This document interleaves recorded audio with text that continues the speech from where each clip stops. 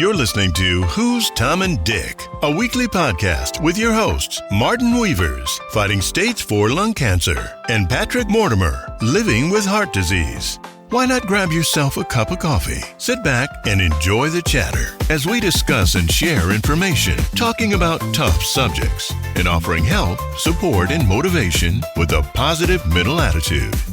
Well, here we are again in a certain establishment called Wetherspoons, Patrick, to do another interview. Other establishments are available. I think so, yeah. We always have to put that in. But no, we've got someone very interesting today, haven't we, to talk to? Yeah, another good guest, excellent guest, I'm pleased to say, because we do like our guests, don't we? Yeah. I'll put my glasses on. Shall I introduce him? You do an introduction for us, Mark. Yeah. Well, I've known him for years. Many years, yeah. Likewise. And his wife used to be my... carer? No. Dental nurse. Oh, right, okay. For my dentist when I was a boy. Yeah. So that make her feel old, Norman. Yeah, it does, No offence there. No. And he used to run his own very successful plumbing business over the years, haven't you? I'm just going to read some of the names of some of the things you've got on the list that you gave us. Oh, let's welcome Norman, please, first. No, then I'm going to introduce him. Oh, yeah, okay. The way I want him to do it. All right. Sorry. So you have emphysema, you have Charcot. That's actually emphysema. Oh, yes, emphysema. I've actually emphasised the A as well. Y. Yeah. So you've got emphysema. See, you can't get it right. Charcot-Marie-Tooth Disease. Charcot-Marie-Tooth Disease. Yeah. And you've got bronchiectasis. Yeah. That's another lung disease. I thought that was bronchitis when I first read it. Yeah. That's not. No, it's bronchiectasis. Yeah. And prostate cancer. So what I'd like to do is welcome Norman Hume to the show. Welcome, Norman. Hello, Norman. How are you? Hello. Lovely to see you both. Before we start, is there anything else you'd like to add to that list? I can't think at the moment, but I'm sure there is. I thought you mentioned about your heart as well. Oh, yeah, I did. Yeah, but it's only, that's nothing. Yeah. Oh, nothing. It's only heart failure, he told me. That's nothing. Well, it's very mild heart failure. Compared to this list here, I think you actually hold the record for having the most things wrong with you. So I thought I was bad. But apart from them, Norman, you're all right, are you? Yeah, apart from all that. Yeah, oh yeah. At the moment, I feel fine, thank you. You actually look well. Yeah. And we've all been complimenting ourselves on how we sort of look and all that. But tell us how it all started. Well, when did you? How old were you when it started? And what were the symptoms? The Charcot-Marie-Tooth Disease, CMT, that is hereditary. No, I don't know if you're aware, but my mum died when I was 6. So, and my brother Ivan was 7 and a bit. Because it's named after the 3 people who found it, isn't it? Yes, 3 doctors, yeah. I thought it was something to do with your teeth. You see, a lot of people think that, yeah. And if Patrick's honest, I think he did as well. But it's actually, it was a Dr. Marie, a Dr. Charcot, and a Dr. Tooth. And Dr. Tooth was the British doctor. Oh, okay. The other 2 were French. I believe they were French. I know at least one of them was. Yeah. Yeah. And, as I say, it is hereditary, and it's sort of started to show itself when I was in my 10 or 11, maybe 12. Mm-hmm. I couldn't stand on my toes anymore. Right. And that was how I knew there was I never made a thing of it. I never mentioned it to my dad or anybody, It was just something I couldn't do anymore. Right. Couldn't stand on tiptoe, couldn't stand on my heels. And of course, as kids, you walk on your heels and, all these sorts of things. Well, but I mean, I used to be brilliant at catching a ball, a tennis ball. I couldn't do that now. No. I couldn't catch a football now. Could you find it difficult to grip? It's worse than it used to be. It's a lot worse. Coordination of, no, I mean, my coordination is okay. It's just that, I mean, what do you do with hands like that? Yeah. Norman's just showing his hands, and unfortunately, they're bent from the knuckles backwards, aren't they? Yeah, and this one is the worst. But I mean, I've had surgery on this hand, and that didn't go well very well. Oh, okay. Yeah. But yeah, so I noticed I had problems, as I say, standing on my tiptoe or heels. So I never knew there was anything wrong. My hands at that point in time were okay. Yeah. My little fingers were just starting to curl by the time I was 14, 15. Mm-hmm. Friend of mine, a very good friend of mine, actually, in the coffee bar days of Sudbury. Yeah. The good days. when they weren't just a coffee bar, they were, a meeting place. Yeah. Yeah, where mods went, where rockers went, and where... Was it the Bambi was one of them, wasn't it? The Bambi was for mods, the bongo was for rockers. That's right, yeah. I frequented the bongo. Oh, right. And but a friend of mine said he used to refer to it as arthritis, Yeah. He said, never asked what it was. He just said, well, that's all right, because he lost some of his fingers. And he said, yeah, I've lost fingers and you've got arthritis, so we're a good pair. Yeah. And but it wasn't arthritis. I knew it wasn't at the time, but right. To save trying to explain what it was. Was there this already in the family then? Did you know of anything? No, nobody in the family. My dad didn't have it. My mum died, as I said, when I was 6. Yeah. So we couldn't tell about mum. Yeah. Ivan developed it as well, my brother. Right. But by the time I was 16, 17, it was noticeable, but it didn't stop me doing anything. Yeah. I worked for Big Swall at the time. Mm-hmm. I mean, that was heavy labouring work, you know. And I worked at Big Swall for a couple of years. My hands got worse, and I got all sorts of jobs, Too boring to mention, really. Did you ever look up what your symptoms? Oh, no. Now you could type into Google and say. Well, actually, when I was a teenager, the internet hadn't been invented. No. These were. No, but I didn't know if there's reference books or anything like that. There probably was, Martin, but I was never bothered about it. Really? No, I just carried on doing my job, doing what I did. God. Had a good life, good teenage years. Had it been diagnosed at that stage? No, not till I was about 19 or 20. Right. And I might have been a little bit younger than that, but not much. My doctor at the time was Dr. Rowe. He actually said what it was, and he said, he sent me to see a consultant who I saw, and the consultant said, well, we've got people, it won't affect your lifespan, really. He said, because we have people with a similar thing 70 years of age. So, well, that's good to hear, though, wasn't it? So I've surpassed that, Well done. You see, you brought the average up now, Norm. Yeah, I have. Yeah. I mean, I've been told it won't kill me. Yeah. But my lungs will. Oh, right. So that's another story. And another part of my life with medicine. Yeah. But so you must have spent a fair time in hospital.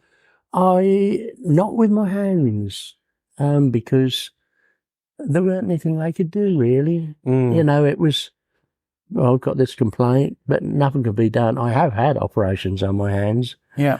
To give me that movement, because I've lost that muscle, you see. Yeah, what is that thing when you bend like? Oh, it's tendonitis. Or something I get similar to that. Yeah, locks. Yeah. That's frustrating. But there must be your whole hand. Yeah, well, Patrick, we both know. I mean, I was at work until I was 60. Yeah, yeah, and a lot of that time I was doing work for you, and of course you used to see you on site as well. That's right. Yeah.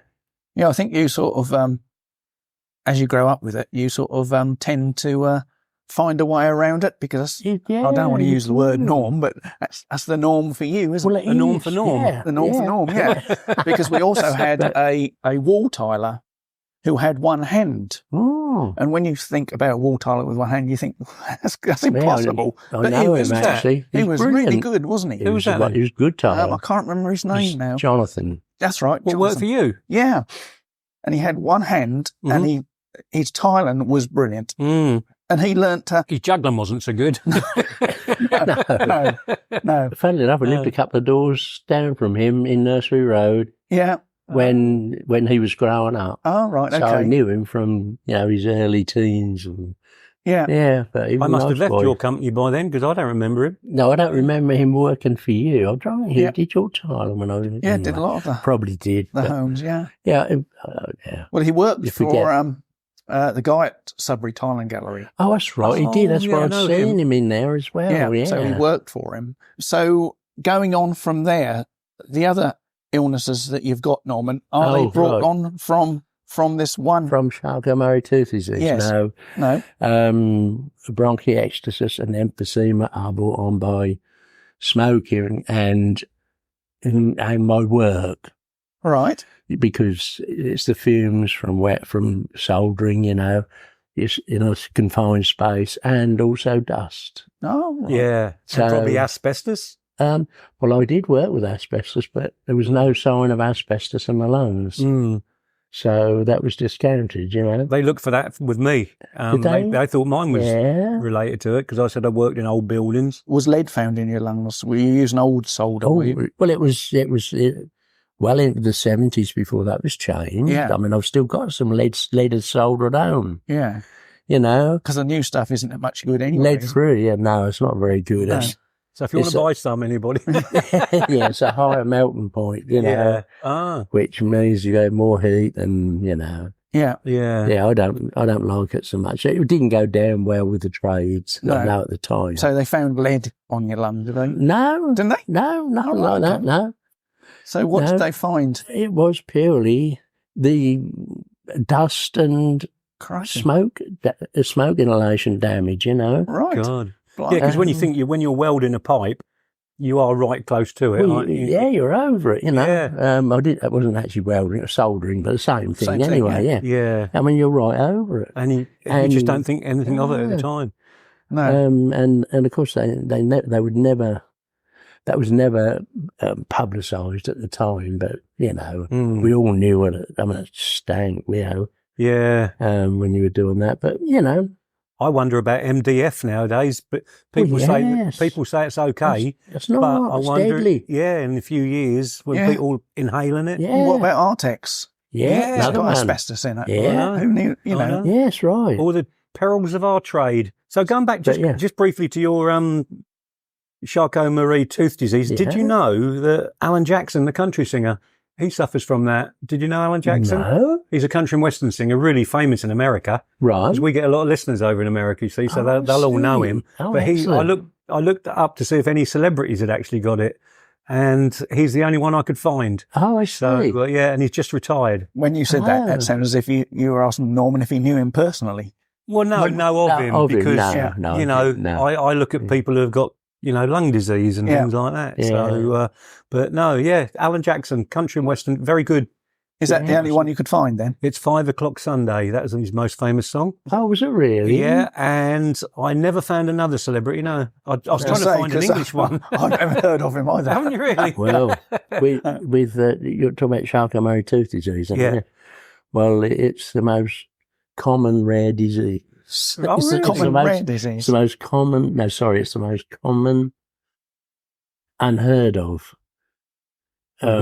disease. Right. I was told this 25 years ago. Right. It's because doctors didn't even know about it. I'd never heard of it until Patrick sent me a text to say what you'd told him what you got. Yeah, but I mean, they just didn't know about it. I mean, nobody knew anything about it. I know as soon as I got the text from him that I was going to have to read them out because there's no chance he could. You've heard the podcast, Norman. So the third one on the list. Bronchiectasis. Bronchiectasis. I broke it down. Look, bronchiectasis. Yeah, Bronchiectasis. Was that brought on from the emphysema? It's another, as you know, it's another lung disease. Yeah. It's pretty much the same as emphysema. Right. The ultimate is the same. Yeah. It's brought on by industrial, not smoking. It's not smoking related. That's what I was told by consultants, that is a separate entity altogether, but it runs in parallel with... The airways are widened on the lung on this one. on bronchiectasis. Yeah. And whereas the other one, the hairs narrow it. Well, the hairs just die, Yeah. So do you have to have CRT scans, and things like that? I don't have any scans at all now. No? No, well... they just sort of... They know what's wrong with me. Yeah. No, I know what's wrong with me. Yeah. What's the point of... And are you on medication for that? Well, there is none, really. Very basic inhalers. Mm-hmm. And I think, there's a couple of tablets I take, but they're more or less to help me cough up sputum, to get rid of it, you know? Yeah. Because it's so difficult to get rid of. Yeah. And are you worse in the mornings or evenings or? That varies, Martin. I can be good in the morning, and then 6 o'clock in the evening, I'm struggling to breathe, Yeah. For no apparent reason, So there's no triggers as such, no foods. Well, worry is one of the things. Smoke, dust. Yeah. These are all sort of triggers. I suppose. But, are you a worrier then? Well, I suppose you've been a businessman, so you have worried a bit. Ask my wife. She'll tell you. Yeah. Yeah, I am a worrier. Yeah. I've always worried. But you had a team of guys that... They took a lot of the worry away from me. But, of course, in turn, you get other worries. Other worries on top of that. John and Dave must have given you low. Yeah, quite, yeah. Only no, you're right. Poor old John is no longer with us, is he? No, but Dave was a good laugh. I remember him. Yeah, it was... Employing people, as you know, isn't very... Unless you really know the people prior to employing them, you two would have got on like a house on fire, as you do. Yeah. But I mean, my men were not close to him, although we were close in a business sense. So can we move on to the prostate cancer, Norman? Yeah. And have you had chemo for that? No. No chemo? No, I haven't had any treatment for it at all. Really? God, I'm surprised. Because they've just left you on your own, haven't they, really? My consultant over at West Suffolk, Dr. Woodward, she's lovely. She's brilliant. But she said, don't worry about your prostate, Norman. Mm-hmm. Your lungs will kill you, that one. Oh, that's a nice meeting then, wasn't it? It was, yeah. She was lovely. I was sitting there thinking you'd have some sort of tablet or something like that, for it. And I was going to say, it's got to end in ib for cancer, but you're not on any, so... well, no, not as such, No. Are you on statins? No. That's interesting because you've got I've got everything, heart failure. Yes, I've got everything that points to me wanting statins. Yeah. But I won't take. Right. Have you been offered them then, have you? I've tried them. Oh, have you? I've tried all the different ones that they have. Yeah. And they all upset me. Yeah. Make me short of breath or ache in particular, because with the Charcot-Marie-Tooth Disease, you do get a certain amount of ache from that. Yeah. But add that to put that down, fatigue. Actually, look. Yeah, it is fatigue. Yeah. Well, I was going to say that one of the side effects supposedly is stiffness of joints and things from statins. Yeah. And obviously, with your illness, then that's only going to possibly worsen it if you do suffer from that side effect. Well, I mean, I wouldn't. I just wouldn't go on them. Well, I tried them and they made me, I mean, I don't need additional pain or discomfort, whatever you like to call it. I've already got that. You've got enough. I've got, not all the time, No. I do get some discomfort. Yeah. But I don't think I should be taking medication that give me more problems. No, of course not. No. Well, I think a lot of people we've spoken to have said, not just about statins, that their illness is okay as the side effects from the tablets. That's the problem. Yeah. I agree with that. Fortunately, I'm not on, well, I am on quite a bit of medication, sort of tablets and that, but for various things, I mean, but nothing specific for my lungs, nothing specific for my prostate, they're just, I take medication to stop the aches and pains caused by medication, if you like, you know. Yeah. So I take one tablet to combat the effects of another tablet. Oh, wow. Well, I mean, when I first had my first heart attack, the doctor came round with 7 tablets and explained them all. Yeah. And the last tablet, he said, and this tablet is to make sure that your kidneys and heart and your lungs and everything are not affected by all the other tablets. so you take these tablets, and then you have to take the tablets to make sure that those tablets, don't cause something else. Yeah. Well, I had problem by taking too many antibiotics in hospital. And what did they give me to get over it? An antibiotic. Yeah. So it just seems strange, really. Antibiotics. When I was under West Suffolk for my lungs, my consultant there, she was lovely, Dr. White, her name. I still see her now, occasionally, because I go to both hospitals, you know. And she says, you know, I forgot where I was going now. Just scrap that bit and all. Oh, I blame that on statins normally. Yeah, that's right, yeah. Except they affect your memory. So everything you've gone through, you told us, which is a long list. And as I said, you missed the heart bit out. But anyway, this must leave in later life. Do you feel weaker in later life than you did in earlier life, or...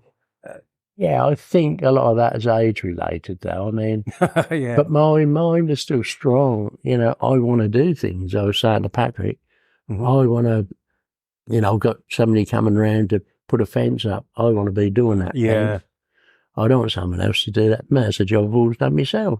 Yeah. You know, and in the house, you know, decorating. I mean, even to the degree I sort of hesitate with plumbing these days because, touch wood, we don't have the course for much.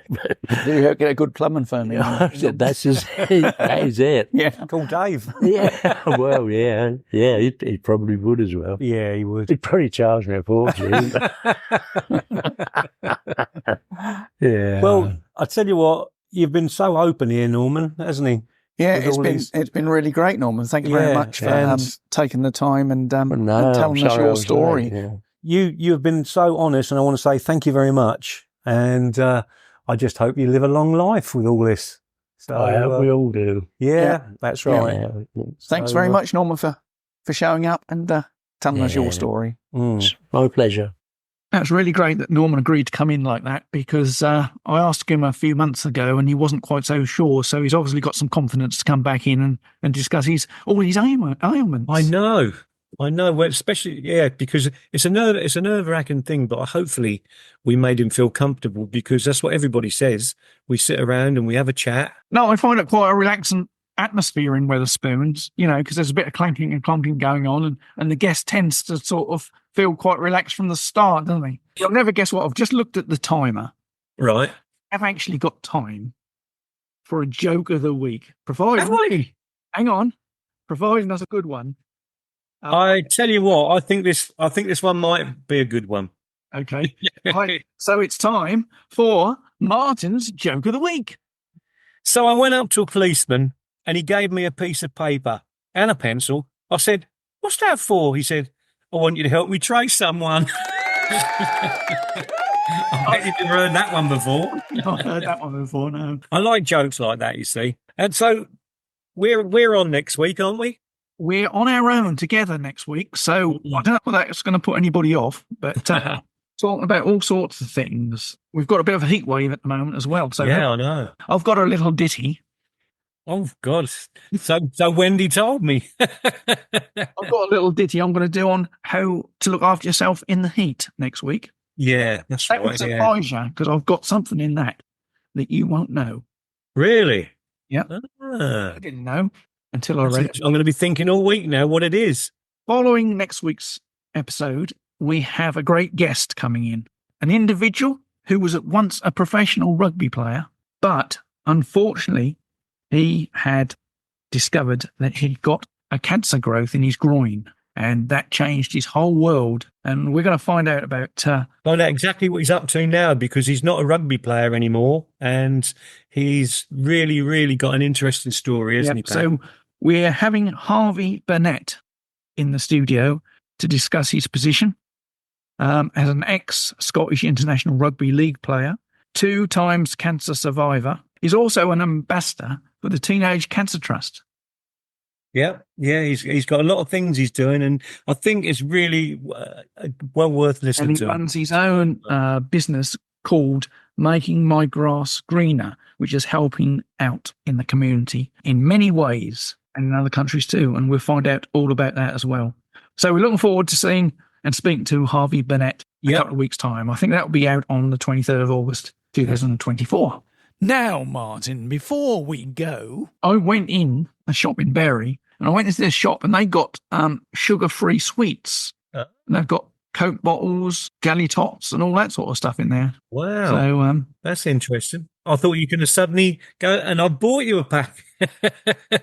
The only thing is with sugar-free sweets, I did buy some off the Tinternet, and they give you they do give you the run. Yeah, no, I didn't have enough to give me the runs because I read about them and I gave them away to someone. It's funny you should say that because I had some.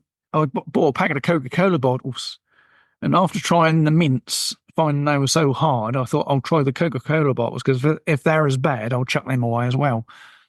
They're quite nice, and I had about 20 of them, I suppose. Well, last night I was trumping like a good one. I had so much wind. I could have flown my own kite. I tell you, it was like a 21-gun salute in my bedroom. Yeah, no, they do say they give you the whatever they put in them. That's like all the sugar stuff, Canderel, I should say. That'll give you if you have too much of it. Be aware. Well, I think that's the end of another episode. Yep, it is. Thanks to Norman. Thanks to you, Pat, as well. Thanks to you, Martin. Thank you. And make sure you have a wonderful holiday. I will do. I'll let you know. I'll tell you all about it next week. I'll see you back here, same place, same time next week. Will do. Bye, everybody. Bye. Bye. You've been listening to the Who's Tom and Dick podcast with your hosts, Martin Weavers and Patrick Mortimer. If you enjoyed this episode, please subscribe to the show on Apple, Spotify, or your favorite streaming platform. New episodes are available every Friday. Thanks for tuning in.